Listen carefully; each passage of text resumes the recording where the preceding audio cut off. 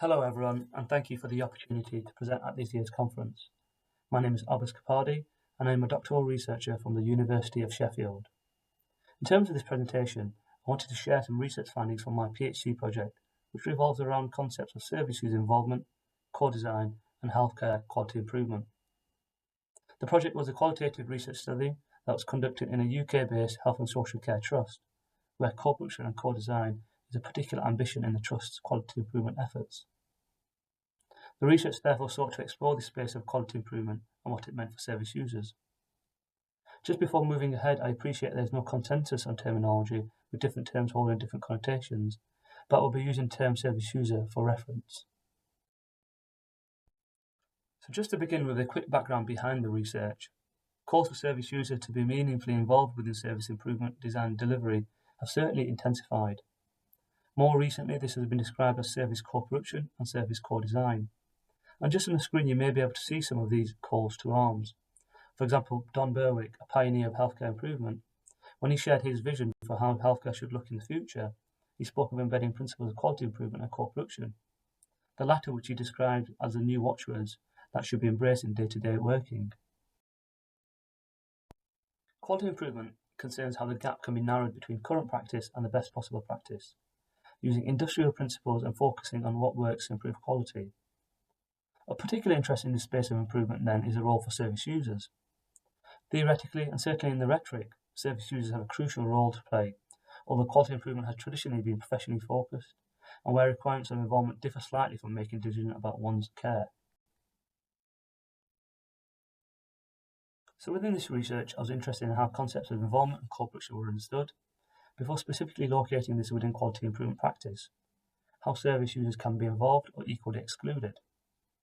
This examination took place in the acknowledgement of existing research, for example, conflation with language and terminology, adherence to quality improvement principles described here as a fidelity to methods, and this underpinning but important notion of power, given the convergence of various stakeholders with different backgrounds and knowledge, whilst at the same time the language of co-production and co-design explicitly calling for the sharing of power. This slide presents an overview of the research methodology, which included interviews and observations. The participating trust in the study adopted clinical microsystems methodology, which is focused on making improvements at the frontline level. I followed 3 microsystem teams across 2 sites. One site was a specialist community neurological service, and the other site was a mental health inpatient rehabilitation unit, which supports people with enduring mental health needs. Microsystem teams were selected based on the context, brain injury and mental health, but also the notion that service users were involved in different guises, either attending in person or through email. However, once in the research field, I found teams struggled to maintain the input of service users, and service users were also largely absent in meetings. Much of the research therefore looks at attempting to understand these reasons of non-involvement and exclusion. Supporting interviews highlighted structural challenges of involvement. However, it was also somewhat revealing in the attitudes and assumptions toward the involvement of service users within the quality improvement process, which was rather pertinent. I wholly appreciate there are frameworks such as experience-based co-design, which have shown positive outcomes of service users involving in quality improvement. My own reflections from this study was a relative cautiousness towards the involvement of service users in improvement.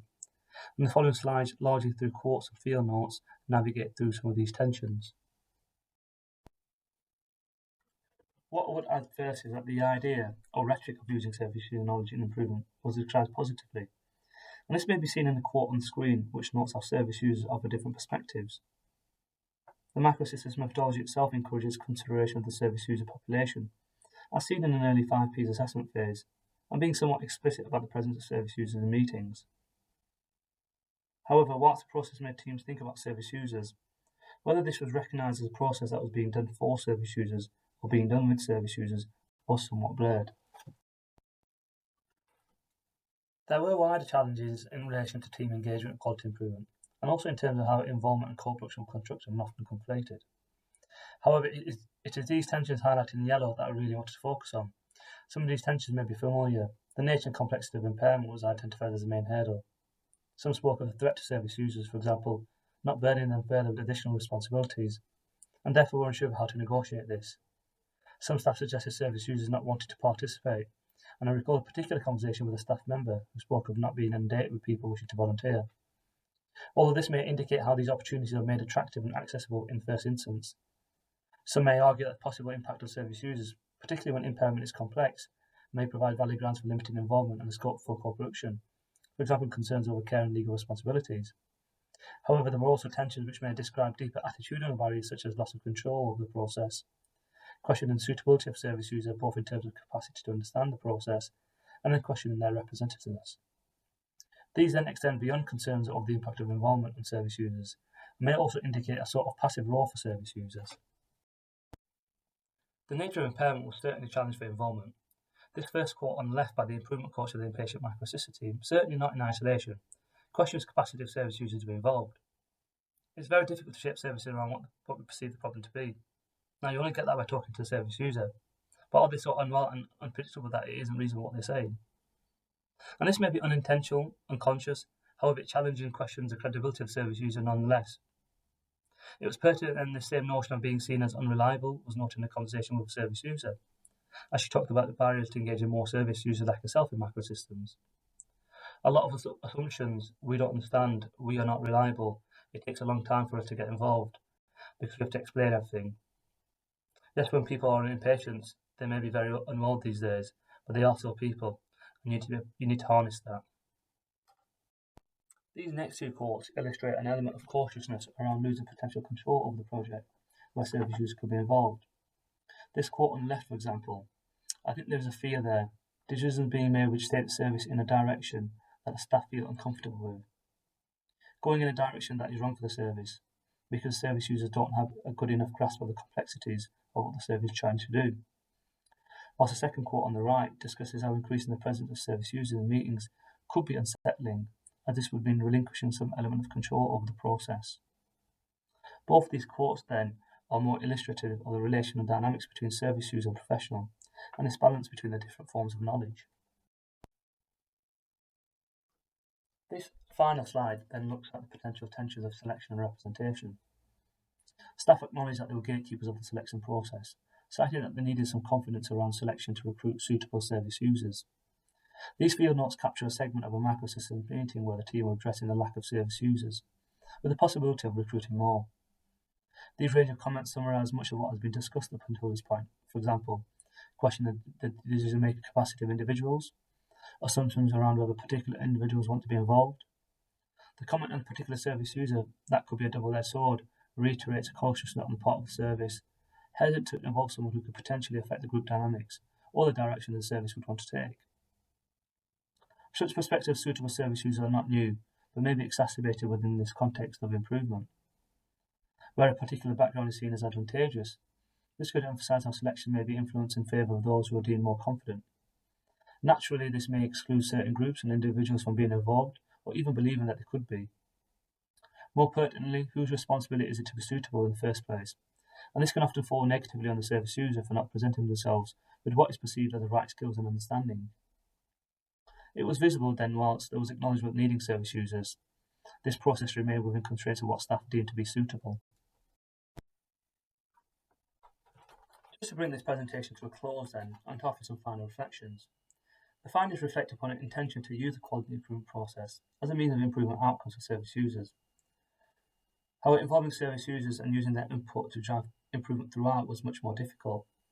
There were overarching questions with respect to whether quality improvement was seen as an activity for service users or with service users. And this may reflect on perceptions of service users as more passive source of data rather than active. More broadly, this may question whether the active involving service user was more consultative rather than cooperative. Palmer and colleagues note co-design is tasked with aligning power asymmetries and bringing a sense of epistemic justice, a term coined by Miranda Fricker. Epistemic justice, in a nutshell, refers to recognising people's testimonies, experiences, and claims for knowledge. Subsequently, the opposite of this is epistemic injustice, where knowledge is downgraded. In this study, there were doubts raised over the capacity to understand the process, but also then potentially limiting knowledge involvement in order to maintain control. This then could run the risk of epistemic injustice, creating further inequalities. Admittedly, there are particular challenges in certain contexts, for example in mental health, and this was recognised in the study.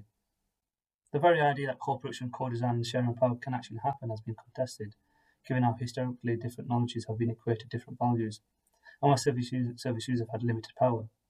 This said, the authors called challenges disrupt the structures in place which lead to this. And just to end the presentation then, what does this mean for the space of quality improvement? The research argues that the relation dynamics of quality improvement should be paid more attention.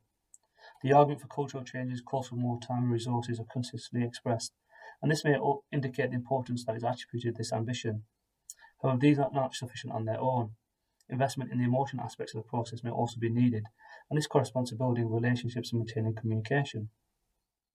Central to this is reflective practice, required to acknowledge the different forms of knowledge, how we make judgments of that knowledge, and awareness of the power dynamics that could cloud these exchanges and settings. Much of the discussion around quality improvement appears to largely revolve around the professional discourse, and therefore reflexive awareness may help bridge that epistemic divide, leaning closer to justice rather than injustice. More practically, placing focus on other modes of data and how interaction occurs may also help.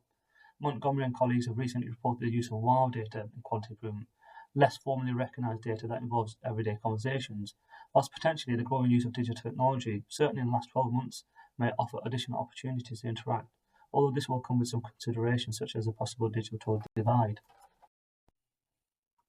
This brings an end to this presentation. I would like to thank you very much for listening. I appreciate that there's been a lot covered in a short period of time, but I'd love to get your opinions, thoughts and comments on this ongoing piece of research. Please feel free to contact me using the following details, which I would more than welcome. But thank you again for your time and patience.